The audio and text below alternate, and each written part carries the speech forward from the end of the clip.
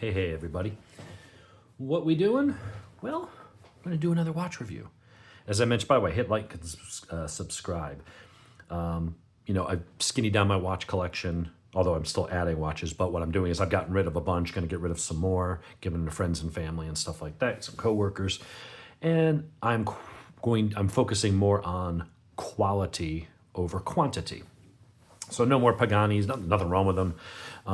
But if I'm buying watches, they're going to be, these are going to be my more, my entry levels, my Citizens and Seikos and things like that. I'm going to be moving upstream. I want to get up into Tudor. I want to get into Baume & Mercier and some of those. I've got a $1,700 Live watch coming tomorrow. And we'll talk about that. That's going to be an interesting because it's going to be talking about the company and my process of buying and then returning some watches for a different one. And it'll be some good stuff. Quick check, what do I got? I got my $200 Spinnaker. Nice little watch. But I probably won't be buying any more. It's going to be Longines. It's going to be Tudor. It's going to be nicer stuff. Tag, Heuer, things like that. So, what did I get? Warranty card. I got a Longines. I already have the Conquest. And as you might have discerned from watching a lot of my videos, I like dive style watches. I like the clicky nature of the bezel. I like some of them chronographs. They're just nice, beefy, water resistant tool watches that look nice. So what did I get? I've already got the Longines Conquest, which I just wore all 3 days up in Chicago. At a business conference and stuff. Got some good compliments on the watch because it is a beautiful, nice luxury watch. Longines is a luxury watch company. Now, they're not Rolex and they don't have the Rolex price tag, but Longines starts around $800-900, so it's affordable in a luxury brand, and then goes up into the several thousands. So, but they are a true luxury brand. They are one of the most established. They've been around since 1832. Swiss, they're one of the top ranked Swiss watch companies. So they got a really nice product. So I've been very happy with the Longines Conquest 43 millimeter. I did go quartz on both of these, just because I don't want, when you got a whole bunch of automatic watches, especially when you buy them all around the same time, and if they all start needing service around the same time, you're going to spend hundreds each to get them serviced. I like quartz. I'm not a movement snob.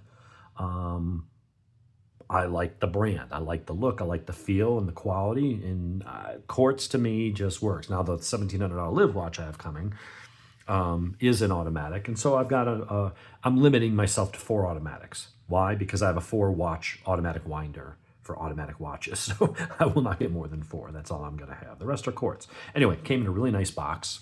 I've already sized it. In fact, I did a video before, but it was too long, and I was unwrapping it and had to size it, and and I got a couple things wrong on my description, so I decided to redo it.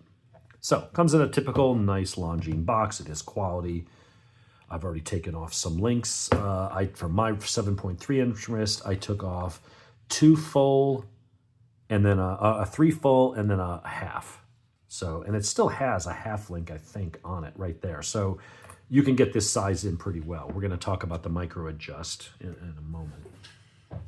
So, what do we have? We've got the Hydoconquest, which is the dive version of the Conquest. And I was chewing on my thumbnail before, so I have no freaking thumbnail to grab that. And this is fairly stiff. Now that metal will wear on itself and loosen up a little bit over time. Won't matter if it loosens up a little bit because you got the safety clasp. But this is, so it comes in 2 variations. You can get the automatic, which does bump up the price. These things, MSRP is $1,150, so not a cheap watch by any means, but also it's not, a Rolex either. So I would say this is a very easily attainable and affordable. People might go, oh, you spend $100 on a watch. Well, you spend that on an iPhone.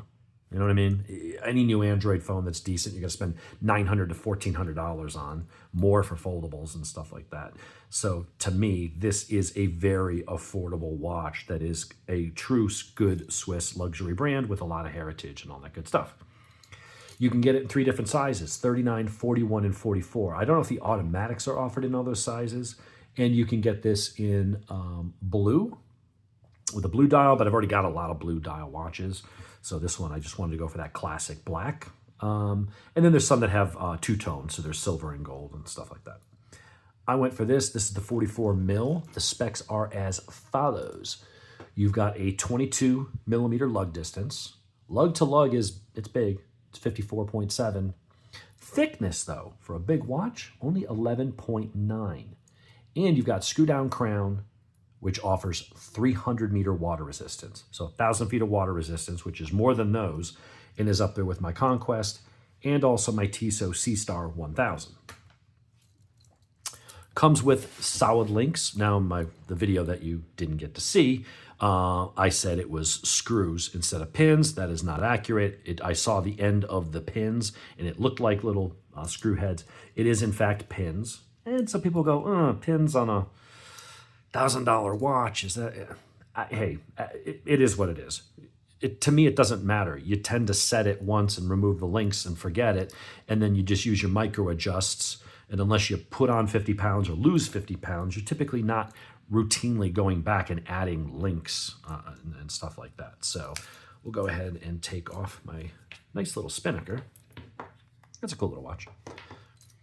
And you do have a nice machined and polished clasp, which is nice. That is a bit different than what I have on my Conquest. So Conquest is the less expensive than this, but this has the bigger, chunkier, more, dive style, whereas this is a little bit more dressy.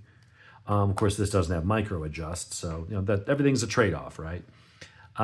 This one you do have micro adjust, although for some reason I could not use the tightest position. So I had to finagle it around to get it with the combination of links and half links to get it where I wanted. For some reason, if you can use these two, when I put it there, and maybe just something on mine isn't machined exactly within tolerance, but this thing wouldn't fold in. It was like this part would snap in, but this part wouldn't, and then it wouldn't buckle properly. So I don't know if I just needed to press it a little more, but whatever. I did get it to fit pretty well on my 7.3-inch wrists. So if I go ahead and snap that in, I have just a little bit of movement, but it's not flopping around. I can make it a little looser. The only thing is I can't make it any tighter. And it would be nice. I like to have them adjusted so where you're in the middle of your micro adjusts. So if it's really cold in the wintertime and you tend to shrink a little bit, you can give it a click and tighten it. In the summer months, you tend to retain water more and you tend to swell a little bit. You want to go in the other direction. Here I can only go looser.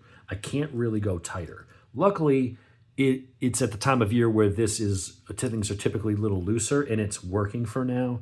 What I may do is mess around with it later and figure out that. So far, that's the only negative I found, is that I can't use that one click tighter on the micro adjust. But the links are all solid. They're all very well done. It's not pulling on my arm hair. They're 22 mil and they stay that way. And then it goes back out to like 24 here. So the bracelet is big. It does not taper down the way that a lot do. Now that Seiko doesn't. This one does taper down a bit. Gradually, it's not a big taper. My C-Star starts out wider and does taper down a little bit. This one does not. So that's a Longines thing. They tend to be nice, thick, chunky bracelets. But they do look nice. It looks like an oyster style. Apart from being pin and that little glitchiness with that with the micro adjust, and it normally would not be a problem, but because it's got that extension for the wetsuit, you got more moving parts here. Now on others that don't have that, you never have that issue. So I don't know if that's a thing with Longines in general. With this particular model, I'm going to research that, but that is what I experienced as I was trying to get this dialed in. Luckily, I got it good enough. Now, the bezel on this thing, really nice action, although my hand is greasy or something. It isn't, it's not as easy to grab. I noticed that. There's a smooth portion right here. And I'm going to make a couple points here to hold the watch a little more steady. I realize I've been moving it around and someone mentioned that. Of course, I'm thinking, well, you could just pause it. But if we want to zoom in a little bit here, get some side action going there. The back has some nice engraving and stuff like that on it. Very, very nicely done. It's a very good quality piece. When you pick this up, it's a bit heavy. With all the links on it, it's 201 grams.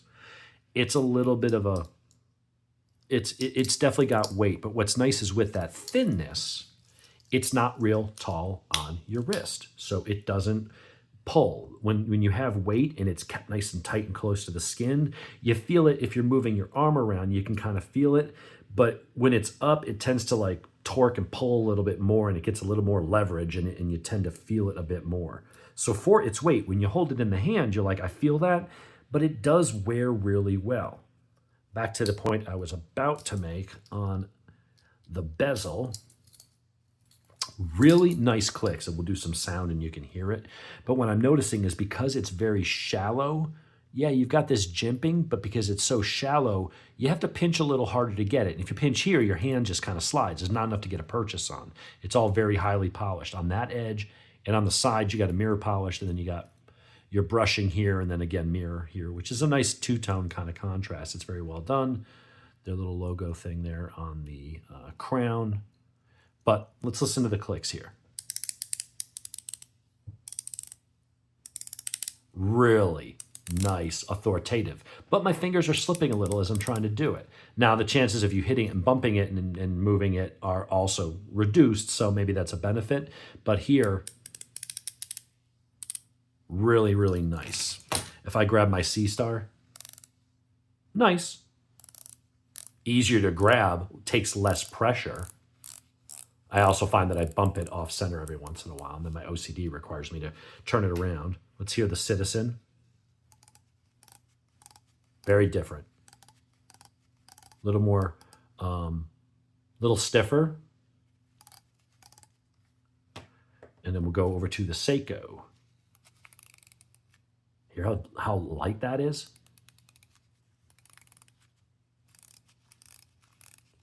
Not very satisfying. I mean, it works. It's functional.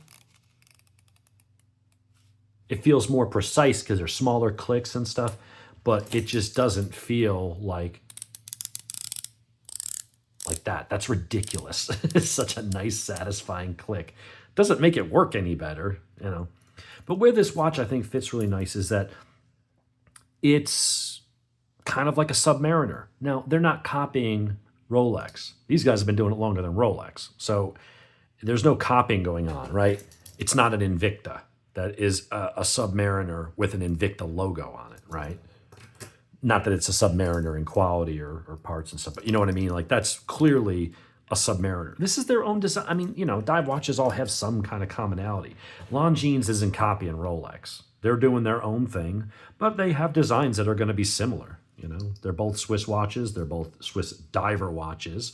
They're both considered luxury brands, even though in recent years, you know, Rolexes have skyrocketed in price up into the unattainable for most of us mere mortals. But these guys aren't copying them. But it is a very similar watch, which is nice. I think it's a nice contrast and a nice companion to the Conquest, where this is a more sport watch, a little more casual, maybe in some ways a little more dress. And this is more of a tool watch. But there's enough difference between them. And I like the black with the white. Let's see our lume check real quick. Although I'm in a very well-lit room, which is good for shooting video, but not great for showing off lume. It's not dark enough. But the lume seems pretty good. I'm not a big lume guy, so I don't really care about it, but some people do, so I wanted to show it. It feels great. You know, there's nothing I really dislike other than that little glitch I'm having. I would like to be able to move that one click. There's only 3, and they're really close together, so that micro adjust isn't a whole lot of micro adjusting. It's about 1.8 millimeters, and because I can't use that one, you know, it's only in one direction. I'm gonna fiddle with that and see if I can get it, maybe something just slightly out of spec, and I gotta file a nub, you know, a little nubbin or a burr or something that's just interfering with it folding properly when I go to that last position. And if I can do that, then it's gonna be spot on. Right now, it's pretty good. The only thing would be is if for some reason you know, things shrunk a little bit more, and then it might be too loose, but this feels good. It's moving my skin around, but it's not flopping around. But that's typically about as loose as I would want. All in all, I think it's a great watch. It's beautiful. It's clean. It has that Submariner look, but not like you're trying to copy a Submariner and be a Submariner guy by buying the Invicta or something that's clearly, an off-brand homage. This is Longines. They ain't got to prove anything to anybody. They got their own designs. They got their own thing going on. And I like that they're making those kinds of quality Swiss watches in quartz. And if you're willing to pay up to $1,700, you can get the automatic. And then there are some, the chronographs, that go up from there. So you can spend a few $1,000s on these. I'm staying at the lower end, but it is nice to have an actual luxury brand. Nothing wrong with Tissot, nothing wrong with Citizen. These both are 200-meter water resistance, the Citizen and the Seiko. These are also both solar, so you never have to change the batteries, at least not for 15, 20 years. These are, I have to change the battery every 2 or 3 years, big deal. Better than paying $300 for a service every 5 to 8 years. Because the battery I can do myself and cost me $6. But that's a really nice watch. It's a good watch. It fits my size. I would say most people will probably be better served by opting for the 41. And maybe you like blue. There's a blue version going on their website as we're talking. So if I go into movement quartz, actually, let's just uncheck that box and see what we've got. I got a whole bunch of variations for Hydoconquest. There's green dials if you go with automatic. Green actually looks pretty damn good. They got a GMT version. I'll put a link to the Longines website to the Hydoconquest page. You can then use your filters to go and say, hey, I want a brown one, I want a green one, I want it with GMT. It looks like price-wise, they go up to about $4,100. So again, not even hitting Rolex. Well, Rolex Datejusts are down. If you can get one, they're down around that range, right? 4 or 5. But they're getting it, they're up into Grand Seiko territory. They're up into Tudor and Breitling and Omega territory as far as pricing and stuff goes. Now, they have other more expensive watches, but as far as just these, they're dive watches. It looks like they start at $825 for the absolute bare bones, smallest, leather band, quartz. And then you can spend over $4,000 on one of these. So it's a nice range. And I like that they offer 3 different sizes in most of them. 39 for the smaller guys, 41 for the masses. And then if you're an oaf like me and you like the 44s, there you go. Boom. All in all, very pleased. I'm just going to have to fiddle with that one thing. That's the only glitch. And I don't know that it's a problem with the brand or with the particular model. It could be my particular, they put the brands, they have quality control, but it's not like they probably build it and they just put it in by default a certain set, the middle setting.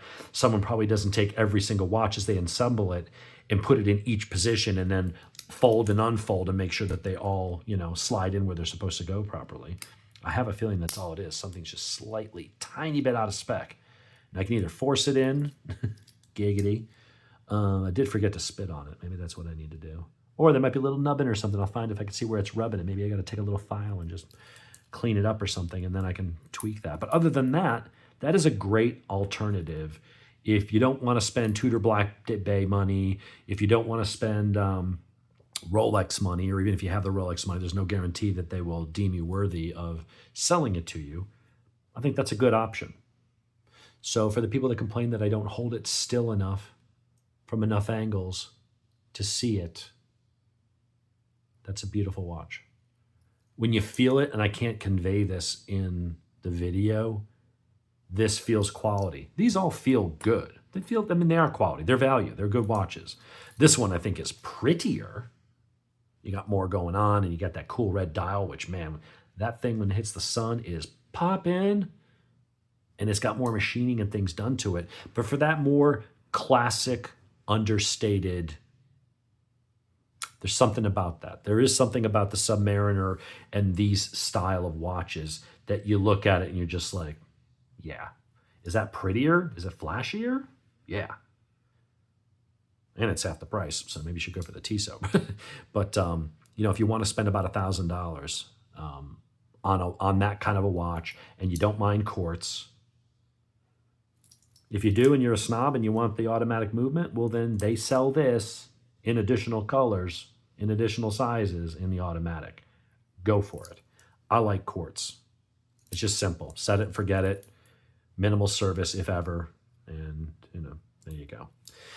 So there you have it, the new Conquest, Hydoconquest from Longines. A worthy addition. Stay tuned for tomorrow or Saturday's video of the new Liv Pilot Cripes a Mighty. That thing is going to be sick.